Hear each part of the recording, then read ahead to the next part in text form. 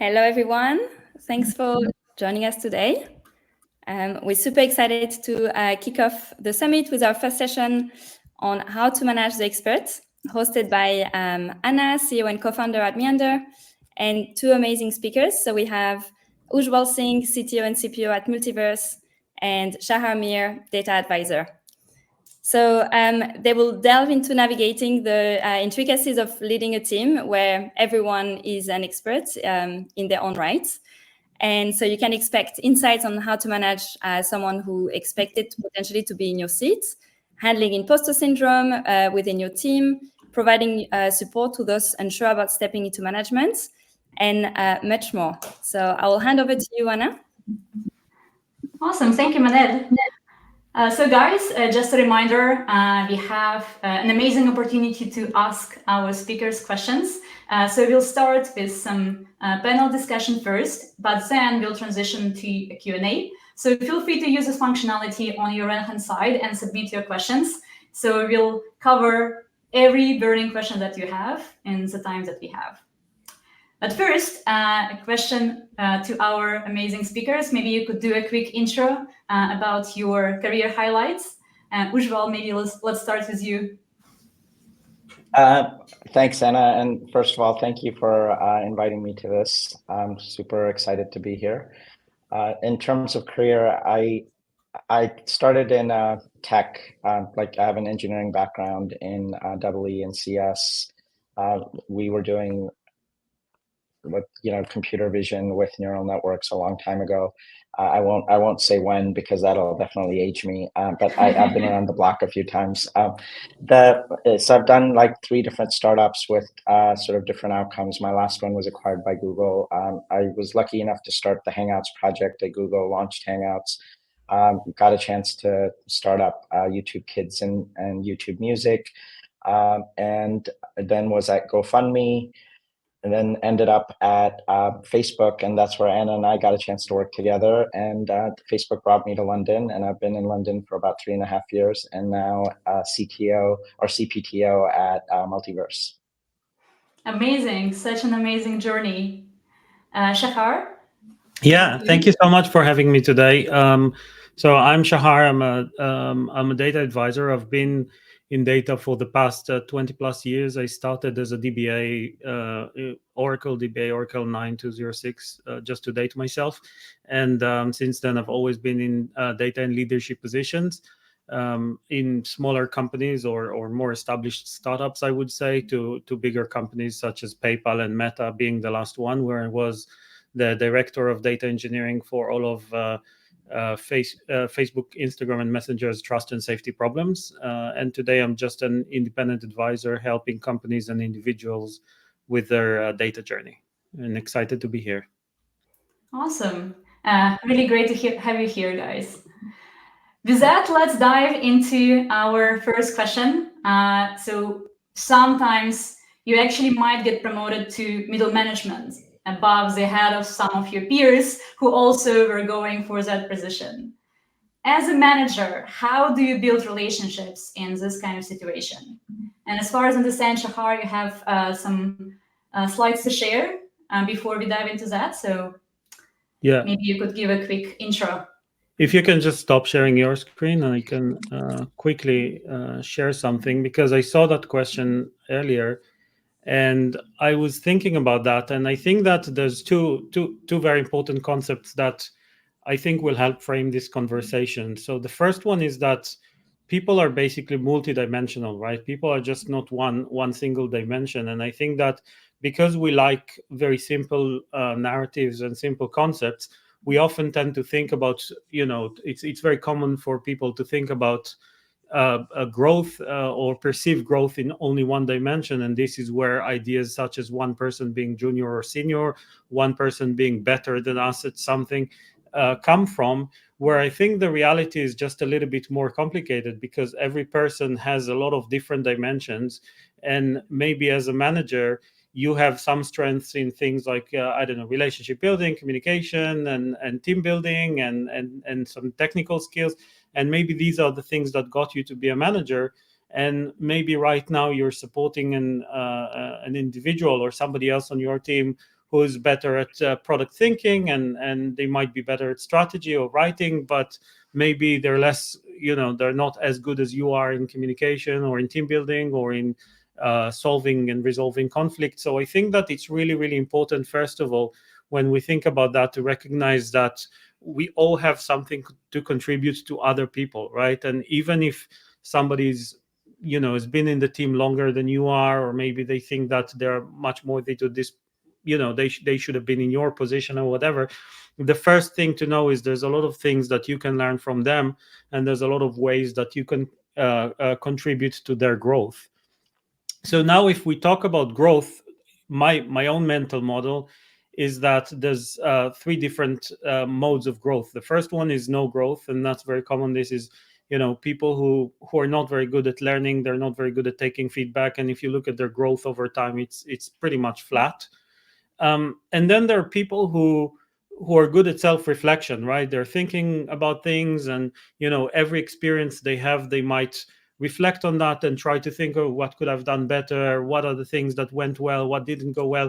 So their growth is linear, but it's basically limited by the amount of time they have and the amount of experiences they can have, because every experience is a learning opportunity.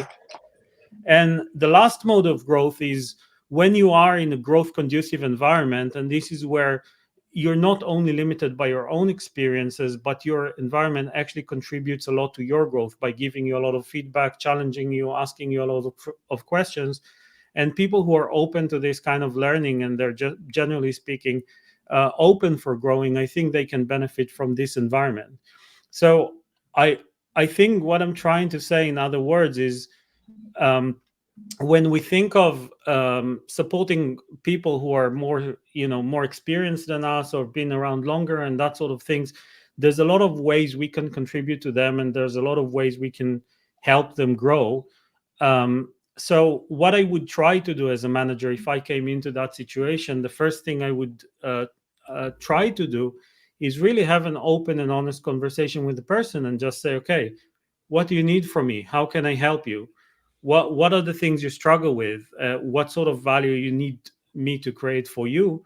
And I think that's just a trust building exercise, and that's also to show that there are things that you can help them with. I really love that framework that you shared, and I constantly started thinking about this analogy with the chessboard, where each figure has its own strengths, and as a manager you have your own set of strengths, and as a report you have your own set of strengths. So that's I think that's a really great insight. Ujjwal, what's been your experience? Because you actually covered engineering, product, so you definitely worked in very different.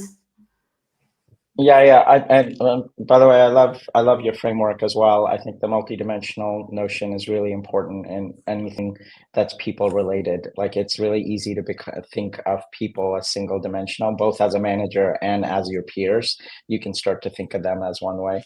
The point I'd make that's slightly orthogonal to the people point is, between promotions and relationships, one of the other things that people sort of forget is relationships are continuous, promotions are discrete events.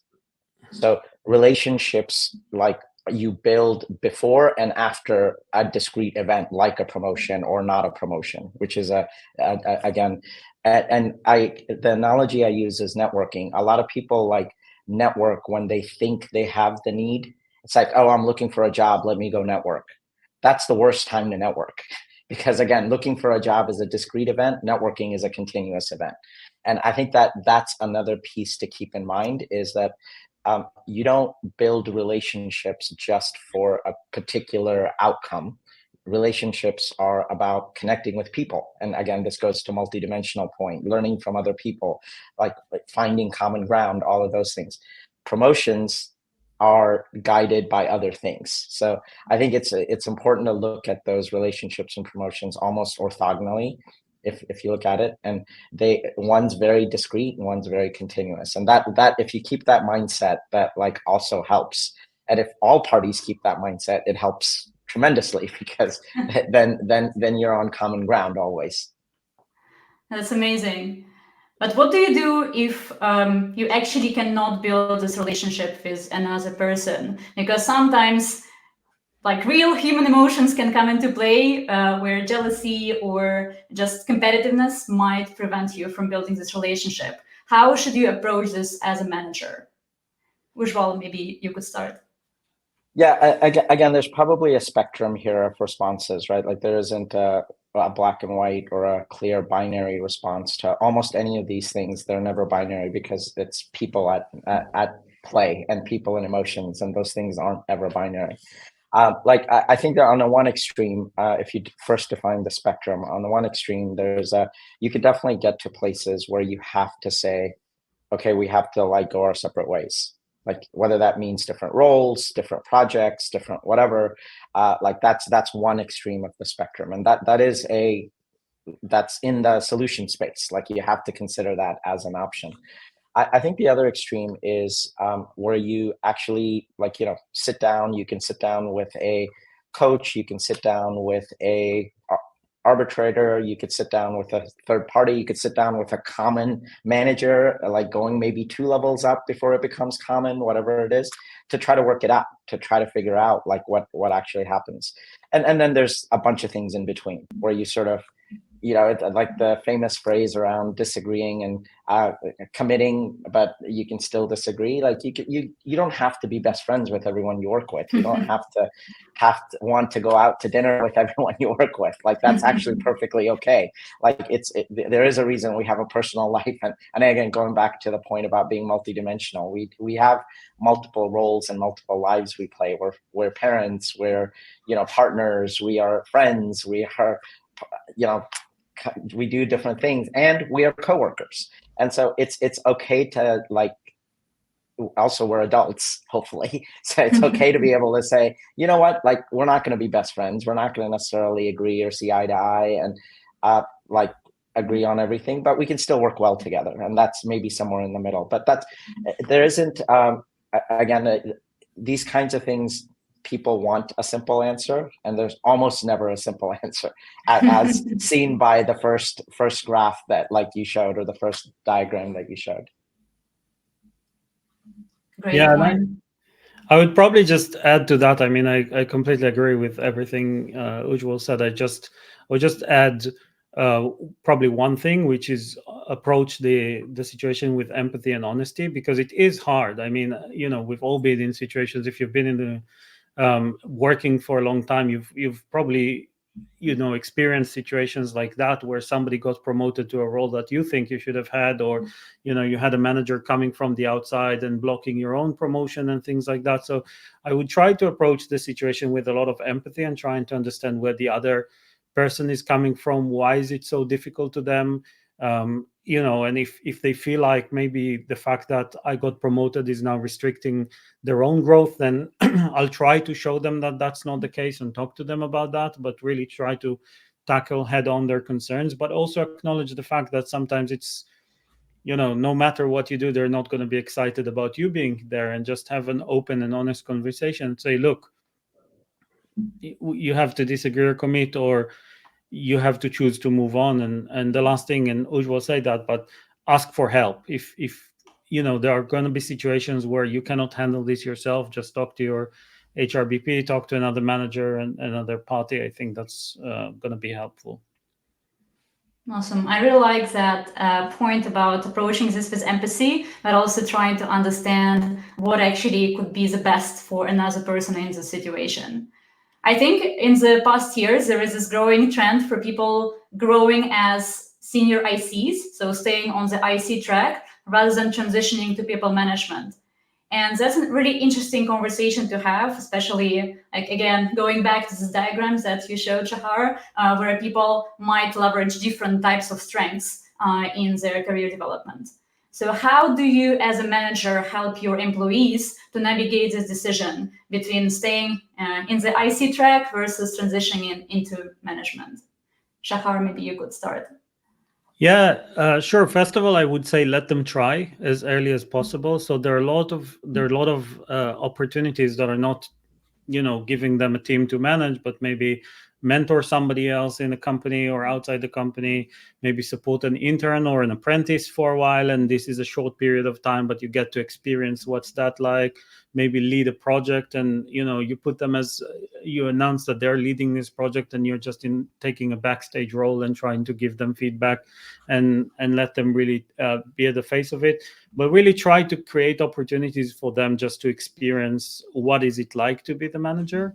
The second thing is I would just have an open and honest conversation with them about their motivations and what is it that they like doing in their day-to-day job, and where their passions are, and try to understand that. And I'll also try in this conversation to face them with the harshest realities of being a manager, right? Because there's a lot of things that are not nice that you have to do as part of this job.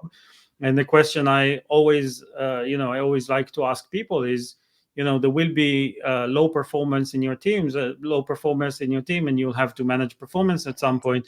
Can you see yourself doing this? Can you see yourself letting another person go?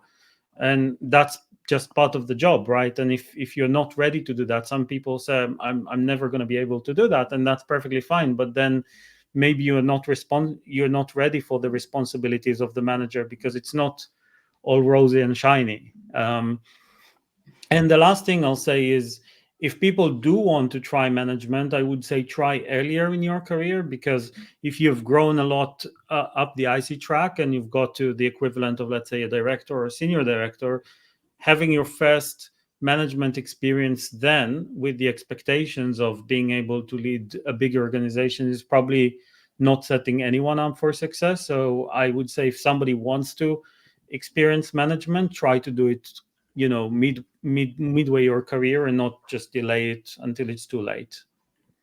Awesome. Ujjwal, anything to add?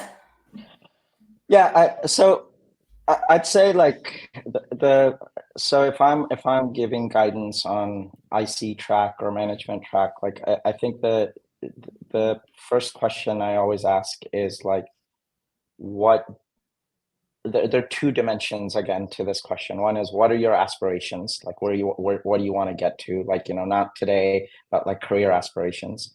And then the second one is around what gives you energy. Like, what is it that you actually enjoy? And a lot of times, and it's important to break those up into two different things, because a lot of times things get like intertwined and knotted, and people make decisions based on, oh, I think it's more prestigious. Like I've heard, like, status is associated with one or the other, or it might like result in more comp. And like, there's, but you have to like separate out, and really the framework is around ability and aspiration, right? Like ability is what do you like enjoy doing and are good at doing and have built a muscle doing, and aspiration is where do you want to get to, like where do you want to take that ability and where do you want to take it. And so that, again, that two-dimensional thing is, there isn't a perfect answer. And if you chart your career path on that two-dimensional grid, it's going to do different things. Like it's going to dip, it's going to rise, it's going to veer one way, it's going to, and that's actually okay. And then the question as a manager for the person who's trying to make this decision is to sort of ask, like, how do you take steps to get data for yourself to make that decision, make an informed decision? And there are ways to do that. Like in my past life, I've had TLs that have started to mentor initially, or at Meta, like there was this whole notion of a rotational product manager that like you could mentor and they could work for you before you took on management responsibility. So there are ways to like dip your toe in the water. I think the other thing I would say is the transition from one to the other is very, very difficult. Like most people really struggle with that. Like they could say, hey, tomorrow I'm a manager, but like, remember yesterday, your muscle and the way you thought was not a manager. And that, again, you've got to like understand that transition is also not a discrete event. It's a continuous, it's a spectrum. You're going to become a better manager. You don't become a manager tomorrow, or you don't, become the best IC tomorrow. It takes effort and it takes time. And so that's the other piece that people should keep in mind.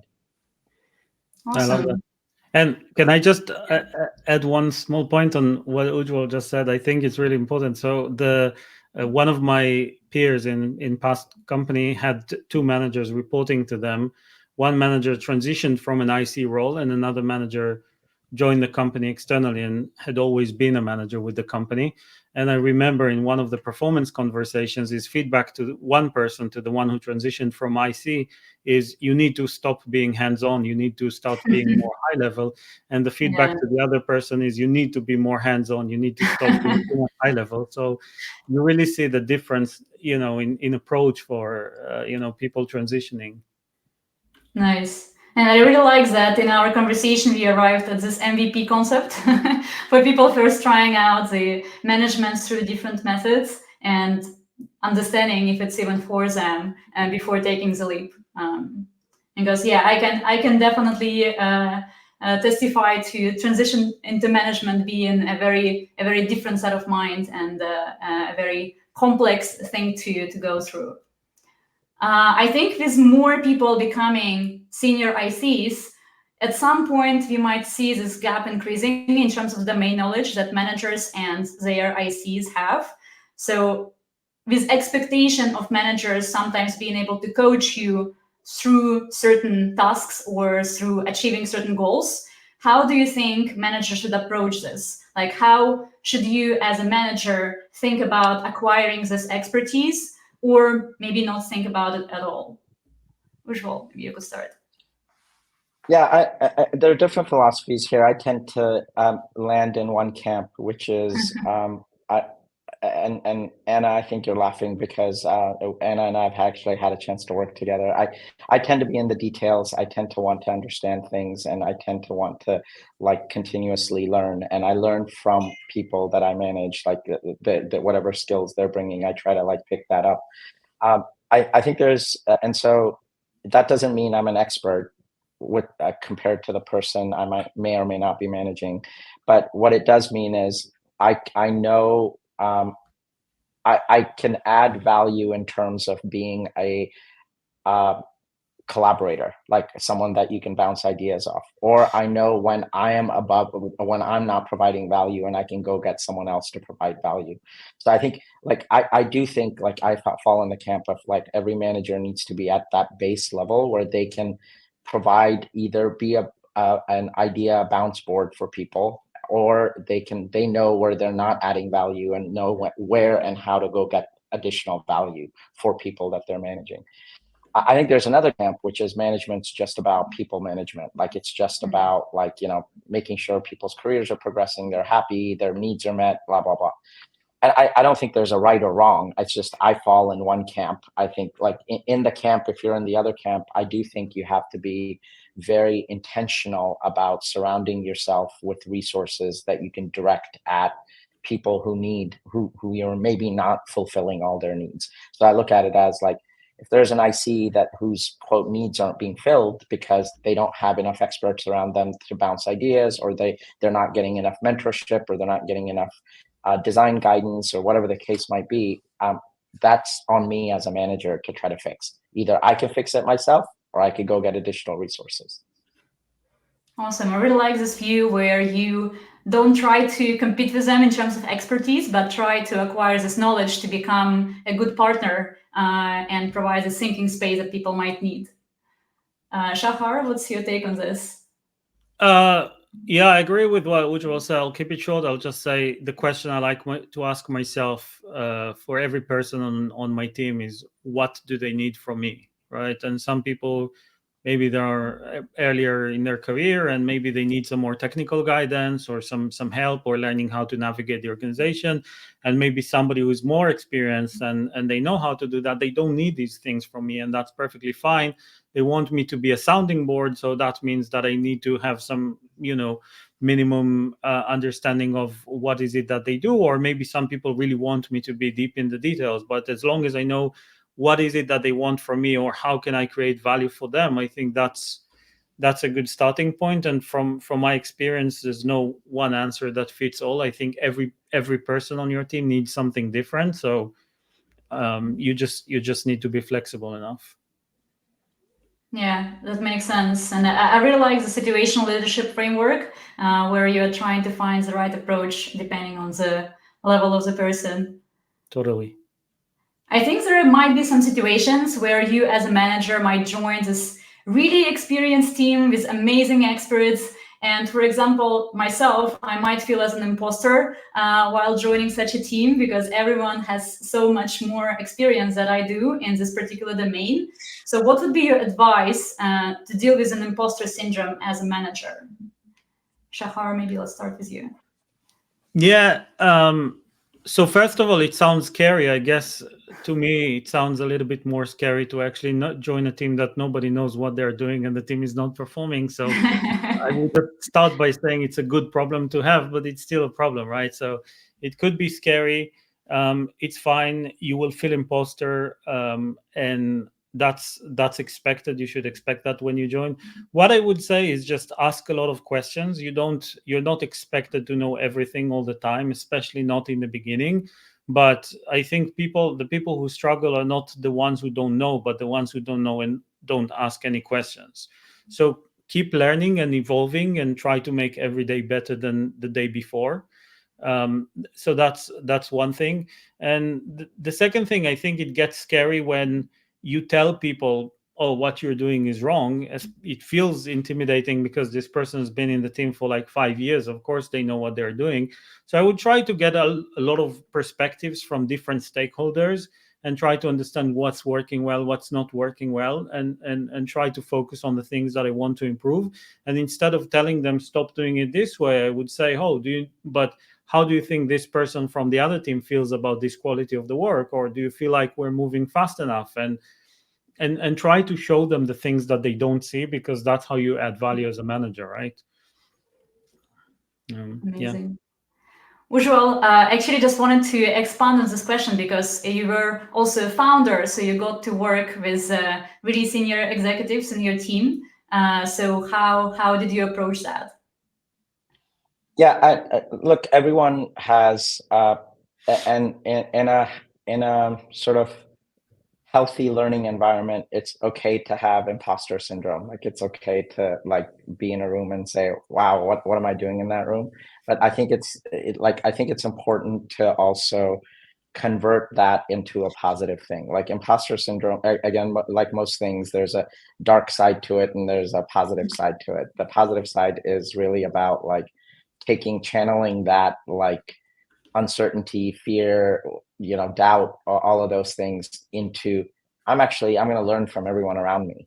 Actually, like I'm going to show like everyone around me, as a challenge, like both as a personal challenge, but also a challenge to say I'm bringing something to this that like, that even the experts don't necessarily have. Like this notion of and one of the things I really like, if you think about today's day and age and with like what's happening with AI, like I think the notion of experts is going to totally change. This notion of like, doing things the same way, just because I did this 10 years ago and I've been doing it the same way for 10 years, I think very soon is going to like not matter at all. So this notion, again, that doesn't mean we're not going to feel imposter syndrome. That doesn't mean I'm not going to walk into a room and be like, wow, you've like been so successful and done all of these things.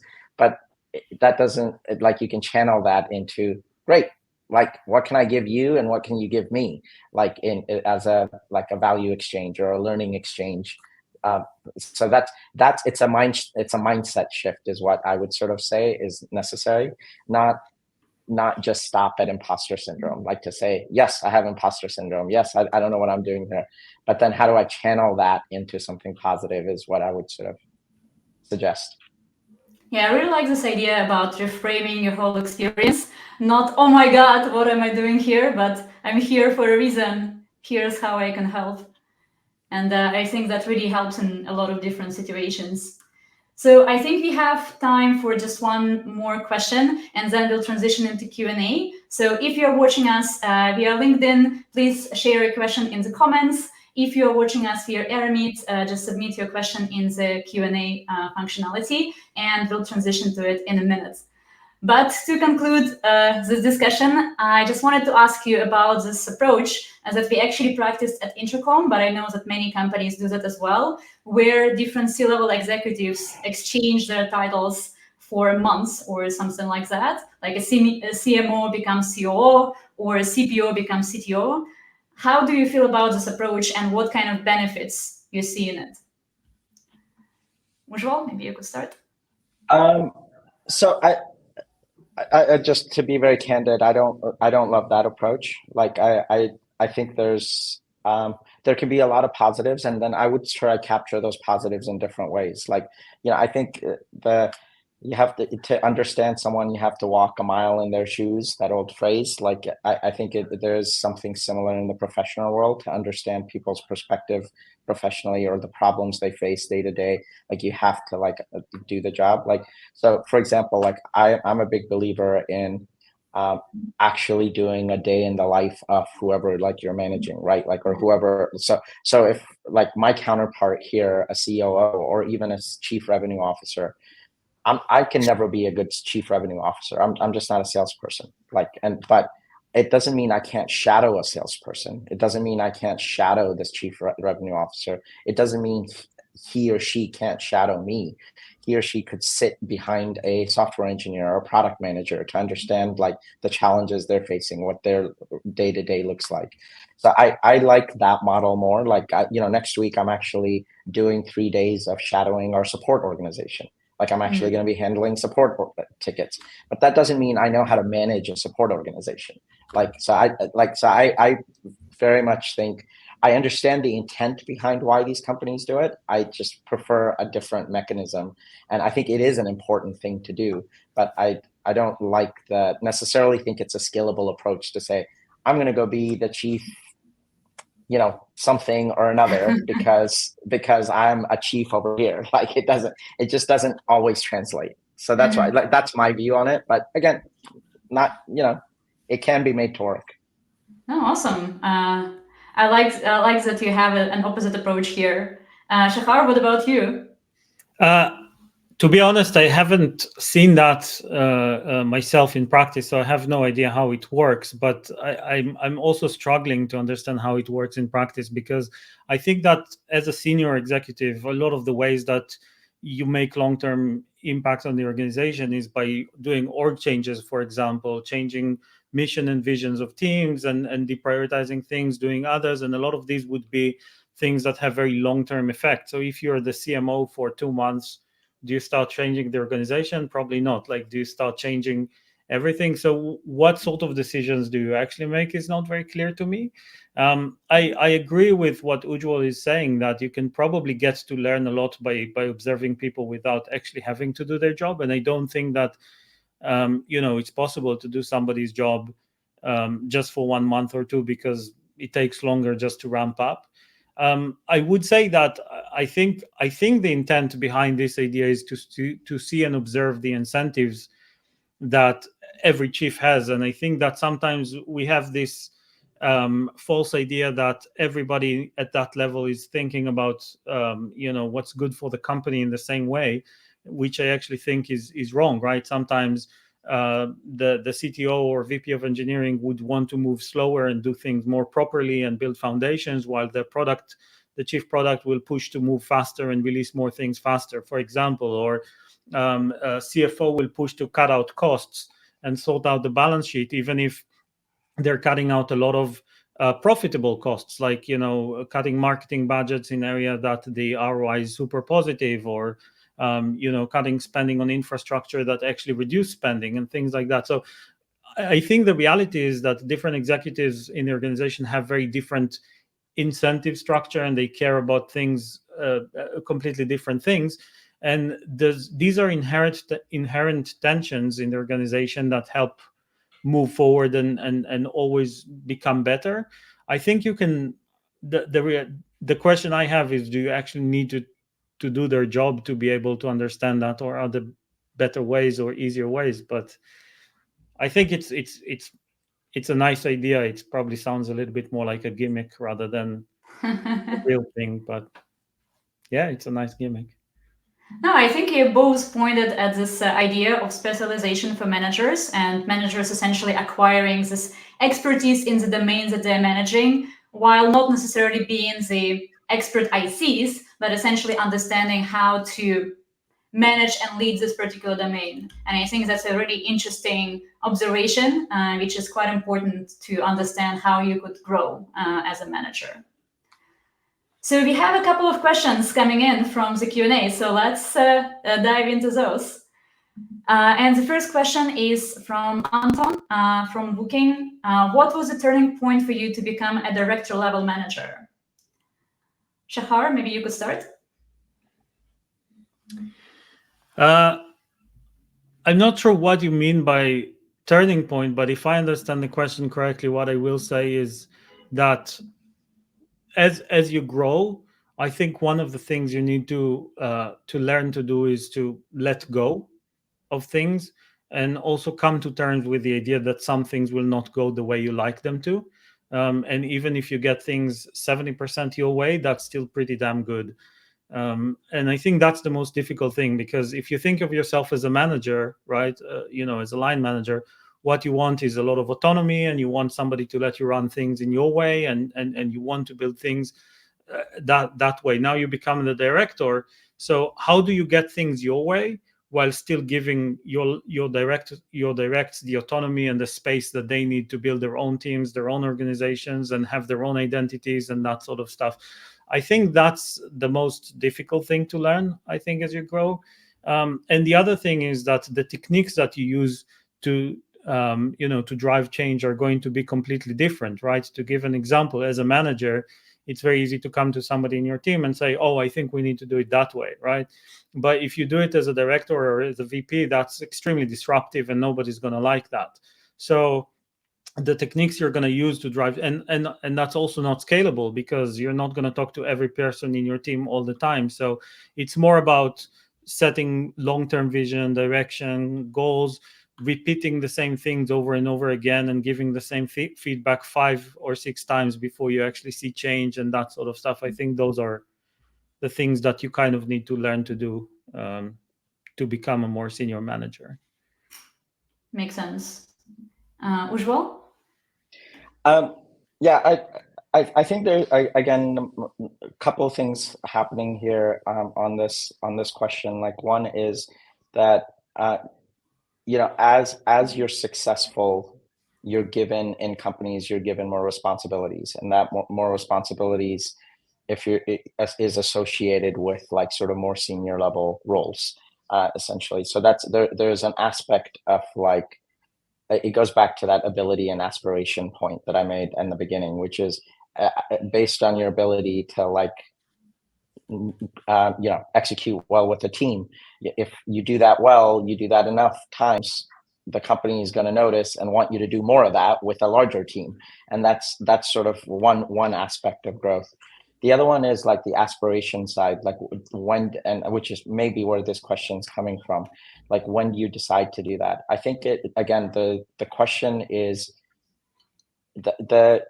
it's around when you think you can do more with more people, like when you can have more, like, and one of the things, like as managers, that I always have like sort of held true, and I ask for my managers, is managers should have multiplicative effect on their teams. Like not additive, but multiplicative. If they're managing 2 people, if you're managing them well, those 2 people shouldn't be just 1 + 1. It should, that should be 11, not 2. And I think it's like, again, that's a cute thing to say, but like in general, if you have that mindset, then the point about becoming a director then becomes, how can I think I could have a much larger impact, a much more of a multiplicative effect if I had this scope. That's what I want to like aspire to go do, or want to like go do. Now, of course, you have to back that with ability. You have to back that with history of like being able to do, have that multiplicative effect. And so I think that's, I don't know, Anton, if that's answering the question, but that's where I would sort of say. Awesome, great points. Another question is from Dmitry. There is a presumption in the market about the IC career path having a glass ceiling, and eventually experts are compelled to move to a managerial track. Can you share your perspectives on this? Yeah, go ahead. Anna, Oh, well, I mean, I could take this. Like, so I don't know as much. I don't know if it's a glass ceiling as much as, again, every sort of experience I've had, whether it's at Google or at Facebook or even in startups, like at some point you realize that a person who may be an IC realizes that they can have more impact if they're applying their skills to managing a larger team or a big team. And so I don't think look, I know folks at Google who have been at Google for 15 plus years or 20 years, and they're at the most senior IC level and will likely never go anywhere, but they're perfectly happy. And they're probably some of the happiest human beings I know. Then there are also equivalently, I know people who are like now have reached a VP level at Google and are likely not moving up either. And that there are some of them are really happy and some of them are really unhappy and wish that like remained an IC. And so I just think it's like, again, it comes down to, I wouldn't approach this question as, is there a glass ceiling or not? I would approach this question back to like, what do you aspire to? What do you get energy from? Just because I think this the premise of the question feels off to me. Like it's that there's the glass ceiling only if you create a glass ceiling. In this situation, you choose to create the glass ceiling. That's a really positive attitude to it. I love it. Shachar? I agree with that. And I also think that maybe a different framing to that question is, I think that some companies just don't know what a senior IC could look like, right? And especially smaller companies and you know, where there are certain expectations of managers, and the company's leadership is not creative enough to think about, okay, what could I have done if I had a senior IC or somebody who is a real expert in something, what that could look like. So I think that there are companies where you're almost forced to to transition to management if you want to keep progressing, and that's the reality that some people face. At the same time, I would probably say that it's also on you, if you want to grow, to show them a different path. Now, I think the problem is that a lot of ICs had never seen in their life a senior IC. They're not creative enough to think, okay, what does it mean for someone like me to have impact beyond just my team or even beyond my company, industry-wide impact and that sort of stuff. So find good mentors, find people who can teach you, try to talk to people who've been there or been in companies and ask them, what does it mean to be a senior IC? What does the day-to-day look like? How does that different from being a not senior IC? And try to gather information. And then if your company is not giving you the opportunity, then ask yourself if that's the best place for you to grow in. Awesome. Thank you so much. Unfortunately, we don't have time for more questions. I see there are more coming in, but hopefully we'll be able to follow up on them next time. Thank you so much, Ujjwal and Shachar, for sharing your insights. It's been so inspirational, and I think this idea about uncovering your strengths and your report strengths and just leading with empathy is such an important concept that just was a silver lining for our conversation. So thank you so much for joining us today. And with that, I'll hand it over to Manel. Thank you, everyone. Anna. Thanks for having us. So much. If you have any further questions, you can join the lounge or leave us your question, and we'll get back to you. For those joining us on LinkedIn via live stream, we'll be back online at 3:15 GMT. For those joining us via AirMeet, the next session is a workshop right now, hosted by Masha Tiovana.